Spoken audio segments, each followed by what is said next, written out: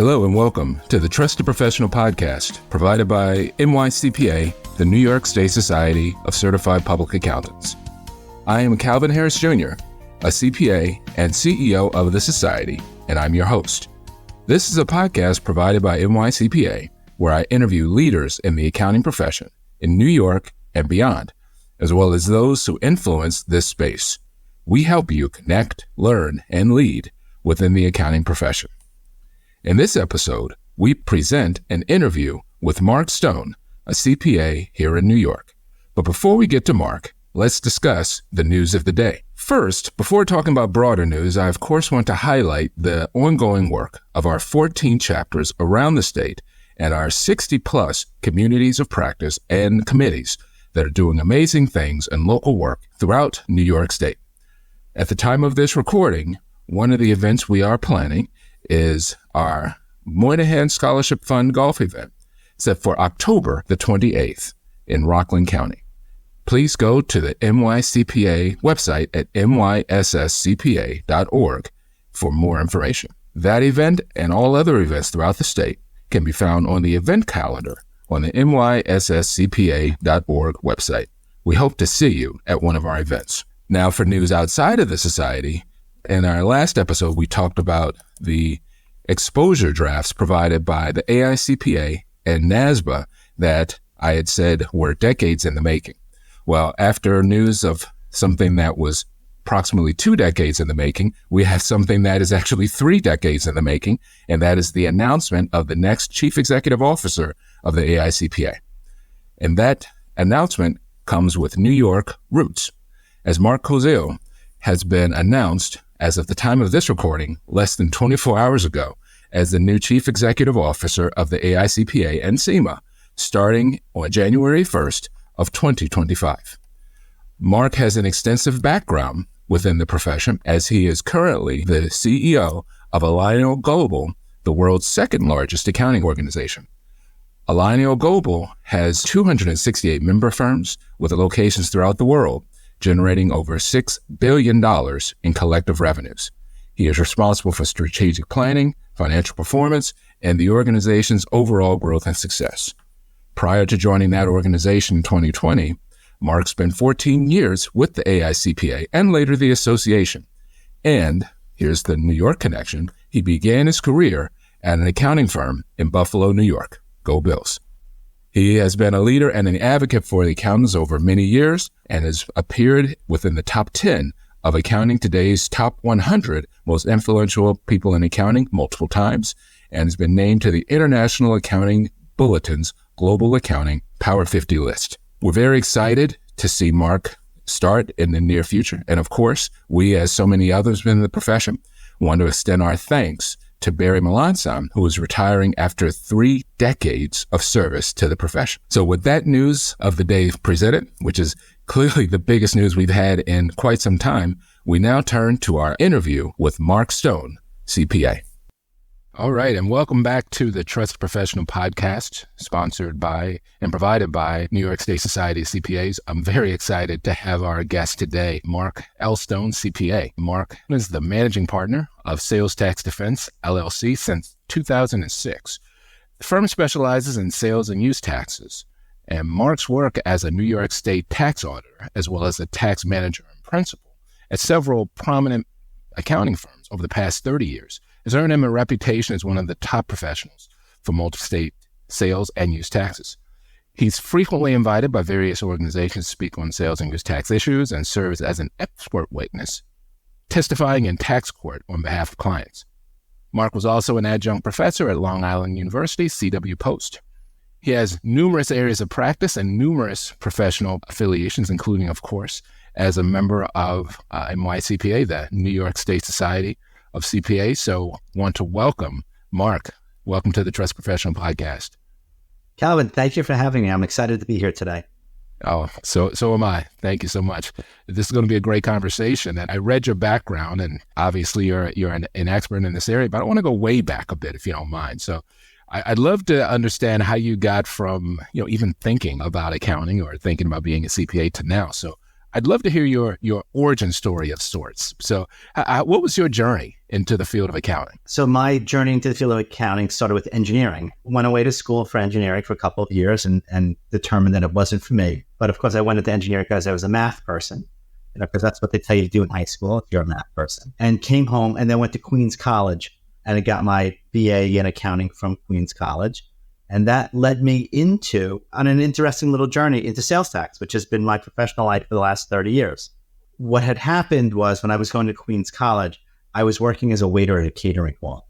And the head bartender there was a New York State income tax auditor who would moonlight on weekends as the bartender there. So what happened was when I graduated with my accounting degree, he said to me that New York State was hiring tax auditors. Come take the test. So I took the test and when I graduated, I was offered 2 jobs, one in Manhattan at a big brokerage house and one with New York State. And I lived out in Nassau County at the time, in Nassau County. And between everything that the job in the city wanted me to start at 8 in the morning and New York State wanted me to start at 9 in the morning in Nassau County rather than in lower Manhattan, I said, I think the quality of life is just going to be better for me living in Nassau or working in Nassau. So I took a job with New York State as a tax auditor, and they offered me 2 different positions, one either as an income tax auditor or the second as a sales tax auditor. And at the time, the sales tax department in New York State was 3 times the size of the income tax department. So there were 3 times as many auditors and 3 times as many managers and 3 times as many supervisors. And I said, all right, there's 3 times as many advancement opportunities. So I decided to be a sales tax auditor. So that's what led to my life here today. Yeah, so that's very interesting because 2 things I picked up on. First was the decision, or I'll say not necessarily the deciding factor, but the start time and the travel sound like it played a part in there. And just doing the rough math, I'm guessing the option to work remotely or to use technology wasn't necessarily as prominent at the time. Am I right? No, working remotely was not a thing. And to be honest, even with COVID, all through it with my firm, we had adequate spacing. We didn't allow remote work other than one person that had a medical necessity. And we've been in the office through the whole thing, other than people that need to work at home one day for the kids or for this or for that. We're in the office. And I think it's so much better being in the office and collaborating together. I do have to admit that while so many of us, myself included, have had to get used to doing things remotely, I do think there is something to be said on interpersonal connection. I find it's still hard to replicate that on a computer screen, unless you have an established relationship.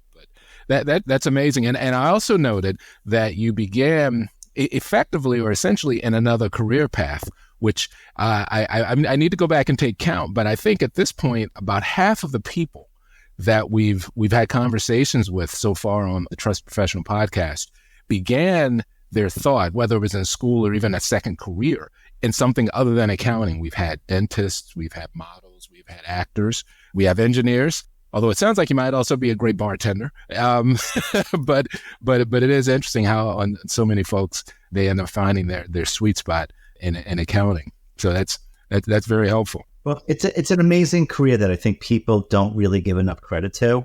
When you balance all the different pieces, the work-life balance, the stability, the financial rewards, and, if you work into it a little bit, the commute or the lack thereof. Yeah, all true. And hey, we need to get those stories out there a little bit better. And in many ways, you kind of led right into the next thing I wanted to ask you, particularly given your extensive experience. And what do you see as, some of our challenges or even our biggest challenge you're seeing? Well, it could be accounting, could be even a little broader. What do you see as our challenges out there? My perception is that while it's a very important part of accounting, a lot of kids, a lot of college students only really know about the big 4 or maybe the new big 8. And there's a whole world outside of that, whether small firms, the private sector, a lot of things that are actually accounting, but not what people think of sitting at a desk. And I would say green paper because I'm old enough to remember that, but I think Excel schedules or Google Docs or something. Yeah. Like that. And getting those kids interested in accounting and getting the word out. A lot of people say that finance is a lot glitzier, that you can make a lot more money.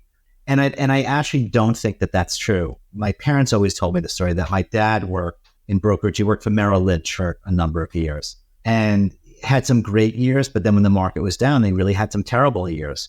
And ultimately, he took a different job with the New York Stock Exchange that was paid less, but was much more consistent. And one of the things that my parents said to me when I went into accounting, when the market's good and people make money and the economy is good, people file their taxes. When the market's bad and people lose money and the market's down, people file their taxes. Well, that's a great piece of advice. It just happens to be true as well. No, that is true. We're always there. So there's something to really be said for the stability in the profession. And what a lot of people don't understand is a lot of accountants, myself included, have many, many clients. And some clients come and some clients go. And you lose a client, you get a client. And if you're not happy with a client, you legitimately fire the client. There's no reason to deal with people that are disrespectful, or if you say, I'm going to call it accounting boundaries, I need to have your information by April 1st if I'm going to do your taxes. And I don't do income taxes, so I'm kind of just trying to give an example. I understand, yeah. And the person knocks on your door at 10 p.m. on April 14th. You're like, no, just no. And if they want to go someplace else, you say, goodbye, have a nice day. Because you can develop a beautiful practice that gives you a really decent life by just setting some boundaries for your client. And it may take a few years, but a lot of people can develop a really nice book of business, a really nice client set, people that you become friendly with, that value your advice. And it's not a bad life. It really isn't. I mean, that's such an important nugget. Well, you put a few out there, really, when I think back to my years of doing consulting, I will freely admit one of the challenges I had, particularly when I started, was my lack of boundaries. When you're starting out, you're trying to grow your business, and you take on clients, still good people, of course, but really not good fits for you. And I didn't realize that quickly enough, how important that you actually can fire a client if they're not a good fit. You actually should stick with what you think your services are worth. And, if it's not a good fit for them, it doesn't mean you're not friendly or cordial. It just means you just wasn't a great business relationship. And that's important for people to remember. Very much the truth. Yeah. And to your point on the big firms, that absolutely is one of the things that, certainly one of the things I'm focused on. I mean, I certainly began my accounting career in the stereotypical big firm, no offense. I mean, I'm talking about myself here, but in the stereotypical, big firm space, and then loved my experience at Anderson, but thought that I had better fits elsewhere. And, the reality is most of our accounting students or people who are thinking of accounting, many of them will find a great experience in a big firm or another firm, but the numbers make it pretty much clear that in so many cases there'll be other things that you'll want and need to consider in there, and we don't always remind folks that there are a lot of options. Nothing wrong with starting there, but there are also a lot of great options that we need to put out there, particularly smaller firms, which a lot of times people will have a better experience, a better fit for them. And I've kind of seen both ends of the spectrum. I worked for New York State for about 2.5 years as a sales tax auditor. And it was a great job. And I worked with some really nice people, but unfortunately the state does not pay very well, at least compared to the private sector or public accounting. And, I was a young kid at the time, and among my goals was to get married and buy a house and have children, and just really wasn't doable on a state salary. Yeah. So I left the state and I went to work for a public accounting firm. And that public accounting firm, traditional audit, what people really think of accounting, but they had me traveling 2 weeks a month, and it just wasn't for me. So I stayed there for about 2 years, learning really what accounting is. Because as much as you learn in college, you don't learn it the same way as when you're actually doing it. Then I left and went to a different firm that's also a Big Ten firm now, into their tax department, because there was no traveling in their tax department. Mm. Yeah. And I was there for about a decade, and I had built up my own book of business, and I had an internal book of business, and I had said to the partners there, I want to be a partner. And they said, all right, next year. Okay, I'll wait. And next year I said, I want to be a partner. And they said to me, next year. Uh-oh. And I said, goodbye. Yeah. I gave my notice, yeah. and I took my book of business, and left. And I had met somebody, and we went into business together. And he had an office in the city. I had an office on the island. We were partners for about 2 years. Small firm, small you can really get. It was a terrible business combination for a whole bunch of reasons, which is a whole other podcast. When we separated, and I rebranded the practice as sales tax defense, because I was doing exclusively sales tax work from the time I left New York State, basically, other than the 2 years I did auditing, and really built up my book of business. And, started with a $150,000 book of business. And now my book of business is 10 times that number, and it has really, knock on wood, worked out. And unlike people think that, counting and pushing a pencil and reconciling numbers, that's not what I do at all. I understand the law. I read the law. I read court cases. As my ex-wife will testify to, I can be a very disagreeable person. And I spend a good part of my days now arguing with New York State about what is and what isn't taxable, and what clients owe and what they don't owe, and going to hearings and fighting with the government. Because a lot of things in the law don't make sense, and a lot of things in the law aren't fair, and clients need someone to advocate for them. And that's a big part of my life, my professional life at least, which I don't think college kids, again, think about that's accounting. Yeah, no, it's very, very true. And the thing is, I sometimes remind folks, the CPA, the P in there is public for, we literally serve the public trust very often as an advocate for folks. And that sounds like the heart of what you do in so many cases. Now, I'm curious, how did you choose sales and use tax as your area of expertise? Well, it had to do with the jobs I was offered. So I took that job as a sales tax auditor. And then surprisingly, when I left the state, I did my 2 years of auditing experience. And then when I went to work at this other big firm, they put me in the tax department. And they were like, "You used to work at New York State as a sales tax auditor, right?" I said, "Yes." And then when a client had a sales tax problem, I put it on my desk. Right out there, right. And I honestly learned so much more at that firm, being forced to do the work and being forced to advocate for clients and being forced to go head to head in some cases with the people that I literally sat next to 2 years earlier when I was an auditor, is really where I got the vast majority of my functional experience. People think today that everything I know I learned from working for New York State. It's not. It's from doing my job is where I learned everything I know. Yeah, that makes sense though to me, because it seems like it's so. I know, at least for me, sometimes the knowledge really gets locked in when I have to challenge myself, when I have to put it into practice. No pun intended. And it sounds like for all the expertise you naturally gained from working on the state side, it was once you had to think through challenges that came through, it forced you to know it on an even deeper level. Is that overstating it a bit? Not at all. It's very true.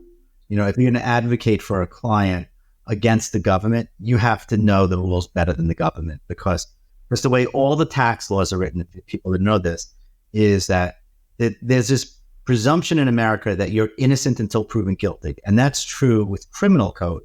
But with the tax code, the rule is when an assessment is issued, it's deemed to be correct unless you can show it's incorrect by a preponderance of the evidence. So you have to be able to prove to a judge that the government is wrong to get an assessment dismissed. And that's true with just about every type of tax. So you got to know it better than the government if you're going to even have a chance at convincing a judge that your clients don't owe money. That right there, that one line is an important line that I would dare say the general public aren't remotely aware of. If you think about all the shows and movies that'll say, or certainly in various documents, innocent until proven guilty, but that difference on the tax side is not an insignificant difference at all. And I suspect that you have to remind people of that pretty frequently. Would I be right on that? Absolutely, because a big thing I run into is small businesses that don't keep any records. Yeah. And the government comes in and does a tax audit. Oh, boy. And what the law says, if you don't have any records to show them, the government makes up a number. They literally can just make up a number. Yeah. And then they issue it. Now, that assessment is deemed to be correct unless you could show it's incorrect. And then you go before a judge, and I'm super simplifying the process. Sure, of course. And you say to the judge, this assessment is wrong. And the judge says, absolutely. Show me your records to show me that it's wrong. Yeah. I don't have any records. All right, sustained. Like, that's the end of it. That's it, right. So really, it's, you have to be, well, wait a minute, there's no rational basis for this assessment, and look at this indice and look at this other case where they found something different, and really have the judge then, all right, well, maybe this isn't such a fair assessment. Maybe it's arbitrary. And if it's arbitrary, then there's some room for adjustment in there. Yeah. Yeah. Well, no, that's very important work. And I could see how it ends up being such a great fit for you. You touched on one example already, but I'm curious, whether it's in your job or even broadly. I mean, what's one thing you keep coming across, or one concept that so many people seem to get wrong, whether it's about the work you do or accounting? What is something that people just keep getting wrong, or they assume something that's not accurate? I'm going to say two things, actually. The first thing is, people think if you don't owe money on a tax return that you don't have to file it. Oh. And I say to everyone, every time, you file a return no matter what, because it starts the statute of limitations. The other thing that I see with sales tax is a lot of people say it doesn't apply. It doesn't apply to me, I'm an accountant. It doesn't apply to me, I'm a construction company. It doesn't apply to me because I sell information services, or I'm a broker-dealer, or whatever it is. And that's all entirely wrong. Because what the law says is that while sellers have to charge and collect sales tax, yes, purchasers have to pay and remit sales tax. So if you buy something and you haven't been charged sales tax, you still need to pay the sales tax. So everybody buys stuff on the internet now. There's no one who doesn't. And a lot of out-of-state companies, for a variety of reasons, don't charge sales tax when they ship out of their home state into New York. And then the government comes in, and I've seen, for example, I've represented a lot of medical practices. And medical practices lease these MRI machines, and they can pay $300,000 a month, I've seen, for some of these machines. And they're leased from companies out of the Midwest, and they're not registered for New York sales tax, so they're not charging the doctor sales tax. And the state comes in and audits these medical practices for 6 years because the doctors aren't paying sales tax, so they're not filing sales tax returns. So rather than doing a 3-year audit, they do a 6-year audit. And they owe $30,000 a month in back sales tax on the lease of the MRI equipment for 60 months, 3 years. I mean, for 6 years, I'm sorry, 72 months. I'll get my math right. And they get bills of $500,000 with interest and penalties, sometimes more. And, the doctors go crazy over it. I don't blame them. Yeah. And they never gave it any thought. And one of the biggest things that I preach to everybody about, and I do a lot of seminars, I do a lot of public speaking, I give a lot of CPA credits to other accountants, is you should always give advice, and your advice should always be in writing. And you have to tell a client, do this, do this, do this. And I always say, I'm clearly no one's mother. You and I share the same haircut, so we're clearly both nobody's mom. And for those of you that are just listening to this, there is no hair in this conversation whatsoever. Other than surrounding our mouths, right. That's about it. Exactly. Because clients don't remember. I mean, I can tell a client when they leave my office that when it's 12 noon, that it's bright and sunny outside, and they'll walk outside and say it's dark in the nighttime. And I'll be like, where did you get that from? So everything has to be in writing. So when they come back to you 2, 3, 4, 5, 6 years later and be like, you told me wrong, or you didn't tell me at all, you're going to be like, I advised you to do this, and you chose not to listen to me. That's not my fault. And occasionally you get a good client that says, I'm going to go back to my office and reread what you wrote to me 2 or 3 times, and they actually make a change when they get back to their office. Yeah. And then something happens. And I've had this happen where they call me up 2 or 3 years later and they're like, well, we had the government contact me and we showed them this is what we were doing. And they said, great. And they went away. And when the government goes away without giving you a bill, I mean, that's a tremendous win for your client. Oh, for sure. And I would imagine you've got a client for as long as they're in existence. I'd be afraid to leave that scenario. So I imagine that really locks in your client base as well. I'll say yes and no. I have a very transactional practice because I handle a lot of problems. Sure. If I do my job properly, I fix those problems. Yeah. And they shouldn't come back. Yeah. But along those lines, I have a lot of clients that call me once every 2 or 3 years, and I spend an hour on the phone with them, and we just make sure it's going the right way. And then they go back to their regular accountant, because I don't do regular accounting work. And then, they just do it right, because a lot of people don't want aggravation. If you run your business properly and your business makes money, you pay a little bit more to do it right. You pay a little bit more in taxes. And then when something comes up, you have records, it's clean, you're not worried about being audited, you don't lose sleep. When you go to sell your business, someone wants to buy it, because nobody wants to buy a mess. Right. And there's a tremendous value in that. Right. When people go to buy these restaurants and there's no records and it's an all cash business, a lot of people won't buy them, because they're like, well, I don't know what you're doing. I don't know what you did last week. Yeah, you told me you did $1 million last week, but your tax return shows you did $6 last week. Yeah. There's a lot of value in doing it the right way. For sure. So it's interesting. So you touch on a few times that I just want to amplify it a bit on how, CPAs, particularly with someone with your background, can choose a particular area of expertise, become an expert in that industry, on that function, for lack of a better word. And that can be your practice. Like if someone has a problem, they call in the expert. You're that expert for that particular area, because that's where the focus is. Is that overstating it a little bit, or that's my entire practice? I get 80 to 90% of my work from other CPA firms, and I talk to a lot of clients that refer to me, and they say, "Well, I think I should fire my accountant because he did not help me with this." Oh, and I'm like, "You have it exactly backwards there." Because you want someone who tells you, I don't know, because there's too much to know. And somebody who says to you, I know everything, knows everything incorrectly. And just like if you go to your doctor, your family practitioner, and you say, I have chest pains, he sends you to a cardiologist. You have foot pains, he sends you to a podiatrist. You have whatever, a pimple on your nose, he sends you to a dermatologist. You shouldn't be expected to know everything. And I think a better accountant actually says, I don't do this, but what I do for you, it's going to be right. And I think your clients really appreciate that once you explain that to them.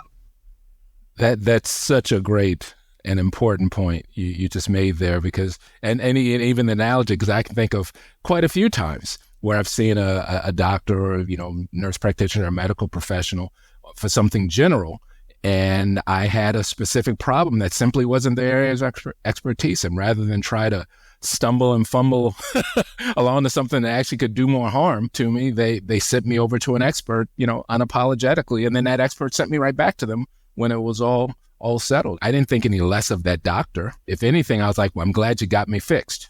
That's all I really cared about.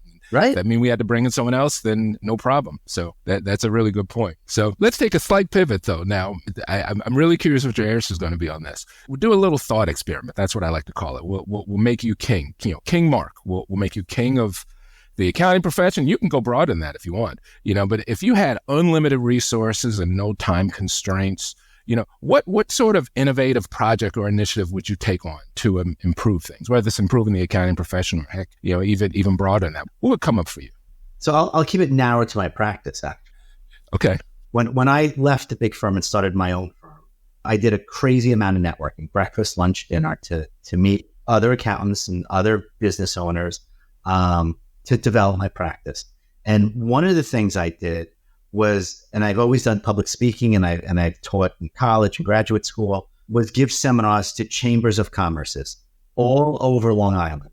And, I'd have 15, 20 small businesses come to those meetings, a lot of times just starting up, and they knew nothing about sales tax.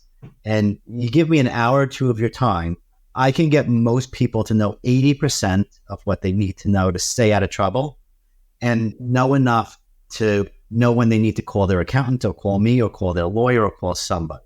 I ultimately stopped doing that because it really didn't lead to any work for me. And I only have so much time, and I have children. I want to spend time with my children. And I always make the joke, but it's kind of true. I can't make a living telling someone whether or not there should be sales tax on a toaster oven. because on $3 of sales tax, how much can I charge them? At a certain point, it just doesn't make sense. Right, right. So when I was dealing with these very, very small businesses, I would love to help. I just can't be everywhere. Yeah. But if I had unlimited resources, what I'd like to do is really do a lot more education and stuff like that. So people could, because I think 98% of the business owners that get in trouble for sales tax didn't even know what they were doing wrong. There's 2 or 3 bad apples, but 97% really try to do it right. So what we just recently did, I reached out to a couple of congressmen and a couple of state assemblymen and offered to jointly host with them, because they have some small business days, to do seminars with them. And if they give me half an hour, 45 minutes, to let people know just some basic stuff, like say to a doctor, do you know you got to pay tax on everything you buy? Say to a contractor, you need to pay tax on everything you buy. And then they say, but they're not charging me tax. Well, you still have to pay it, because from the clients I represent, their biggest complaint is not that they owe money, believe it or not. It's that they didn't know that they owed money. So when they get warned ahead of time, like, you're not allowed to do this if you get caught, when they get caught, they're kind of okay with it. But when they're like, I had no idea that I was going to owe $500,000 in back sales tax on my MRI machine, and now I have to sell my Fire Island house to pay for it, the doctor's not a happy camper. Well, that would be a great thing. Not the selling of the house, obviously, but that would be a great thing, because I can't help but think of different small businesses, especially using that example, that the problems they have, frankly, don't scale for someone with your type of practice in that initial stage. But if those things grow over time, they might grow to a point to where it's just too big for them to do it. And I can just imagine that there are likely businesses that have had to shutter because they didn't get the help at the right time, or once they did realize it was a problem, it just might have been a little too late for them to resolve it in any sort of way. They had no house available, so to speak, to sell. So that's such a great point, because a lot of things I do, business is in business the first year, we're not going to worry about it. And we're in business the second year, it's too small, I'm not going to worry about it. And the third year, all right, we're getting a little bit bigger, but we don't quite have the budget for it. And the fourth year is like, all right, we had a good year. And now they go to fix it in the fifth year. And now you have to go to the government and say, I want to fix my sales tax. So you have 2 choices. You can put down that you began doing business in year 5, but then you're filing a false or fraudulent return because you've been in business for the past 5 years, but you're putting down you started today. Or you can put down the true information that you started business 5 years ago. And then, of course, what does the government do in response to that registration? They mail you notices for 5 years worth of unfiled tax returns, because you told them you were in business 5 years ago. Where are your tax returns? So if we could really get businesses off to the right start, they would just forever stay out of trouble. But it's very hard, because when a person has a very, very limited budget, they can't see their accountant and their lawyer and 2 tax specialists and, an employment person to get all of these things that go wrong in businesses right. But I wish we could set them up the right way from the beginning. Yeah, that's such an important thing. I suspect we might have to come back to that offline, because that gives me some ideas for some support. Mark, this has been a great conversation, and the time has flown by very fast. But I did want to ask, what's one more question or topic or something that we should have talked about, or something I should have asked about that we didn't touch on? Something unrelated, but accounting wise, I used to teach at school, in college and graduate school. The accounting world now requires a 5-year degree to be an accountant. And I'll take this as my personal opinion, because I know people are all over the place. I think it's a terrible idea, because, you go to school and, like, I have a master's degree. I got it in taxation, but I got my master's degree 10 years after I got my undergraduate degree, because I was practicing in taxation. But to make these kids specialize in college, take a 5th year for auditing or for taxation, where they might be doing something very different. I wish we could go back to the 4-year requirement and then have everybody get a master's in what really pertains to them 5 or 10 years later. I'd like to see that change if I could wave a wand and do something different. Well, I can tell you with great confidence that these kind of discussions are going on right now in terms of what the place should be, what the right place can or should be. And, recognizing that so much of this was decided, 20-ish years ago, even now there are conversations and saying, hey, are we at the right place? I will say, and I've said something similar before, as a person who was a 120 CPA, I have a bachelor's. I did not get a master's because one was not required at the time. And over the years, I just chose not to. And I think I've done okay. But I think there's something to be said for all the different pathways. So I feel very confident that the point you just raised will be talked about a lot in the coming months and years, because it's an interesting time in the profession. That is well said. Thank you so much, Mark.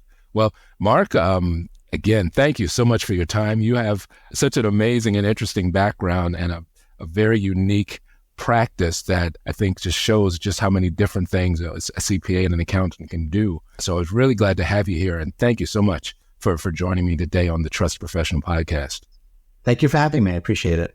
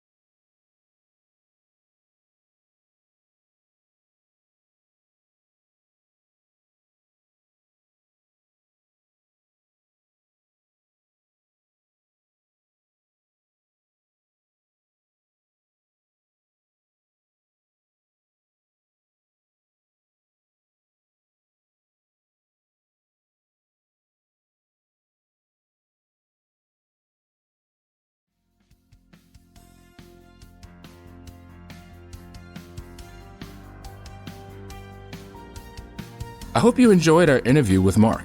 It's perfect timing. As of this taping, we just passed one of the critical tax deadlines on October 15th. And while it's not quite accurate that all CPAs do taxes, Mark shows that even within taxation, you can find a niche that will make you unique within the market. Mark obviously has deep background in taxation, given his master's degree in taxation and being a professor, and yet within that big area of taxation, he's created a unique place for himself in the profession. With that said, thank you for joining us on the Trust Professional Podcast. If you liked what you heard, please subscribe to get this podcast delivered to you when it's released. And of course, please do rate and review our podcast, as it helps us continue bringing episodes to you. In addition, if you aren't a current member of NYCPA, I ask you to join us as a member and learn more about our events and activities at NYSSCPA.org and follow us on social media. Lastly, if you have any questions, comments, or suggestions, including possible interviewees, please email us at podcast@nysscpa.org. Thanks for listening.